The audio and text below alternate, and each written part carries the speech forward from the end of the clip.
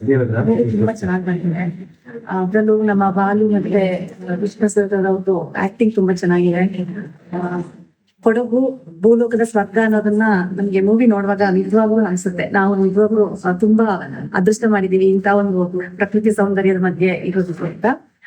ಮತ್ತೆ ಸ್ಟೋರಿ ನೋಡುವಾಗ ಹಣದ ಹಿಂದೆ ಹೊರಟಂತಹ ಒಬ್ಬ ವ್ಯಕ್ತಿ ಲೈಫಲ್ಲಿ ಏನೆಲ್ಲ ಕಳ್ಕೊಳ್ತಾನೆ, ಪ್ರೀತಿನ ಕಳ್ಕೊಂಡ, ಸ್ನೇಹನ ಕಳ್ಕೊಂಡ, ಅವನ ಒಬ್ಬ ದುರಂತ ನಾಯಕನಾಗಿ ಬಾಲು ಈ ಚಲನಚಿತ್ರದಲ್ಲಿ ಒಂದು ಅವನು ಪ್ರತಿನಿಧಿಯಾಗಿ ಕಾಣಿಸ್ಕೊಳ್ತಾನೆ.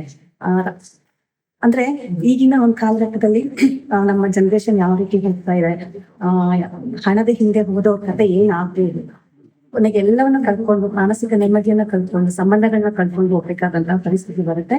ಹಾಗಾಗಿ ಆ ಮೋಹನ ಬಿಟ್ಟು ಸಹಜವಾಗಿ ಈ ಒಂದು ಸಿಕ್ಕಿರುವಂತಹ ಬದುಕನ್ನ ಹೇಗ್ ಬದುಕಬಹುದು ಅನ್ನೋದು ಒಂದು.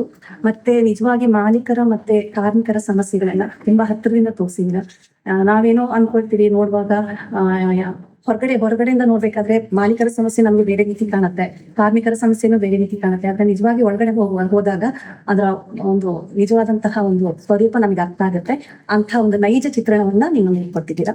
ನಿಜವಾಗ್ಲೂ ಇಡೀ ಟೀಮ್ಗೆ ಕಂಗ್ರಾಚುಲೇಷನ್ ಹೇಳ್ತಾ ಇದ್ದೀವಿ. ಇಂಥ ಒಂದು ಚಿತ್ರಗಳು ಬೇಕು ನಮಗೆ, ಮುಂದೆ ಕೂಡ ಇಂಥ ಹೊಸ ಪ್ರಯತ್ನ ನಾವೇ ಹೇಳಿ ಶುಭಾಶಯಗಳು. Thank you so much. ಒಳ್ಳೆಯ ಒಂದು ಫೀಡ್ಬ್ಯಾಕ್ ಕೊಟ್ರಿ.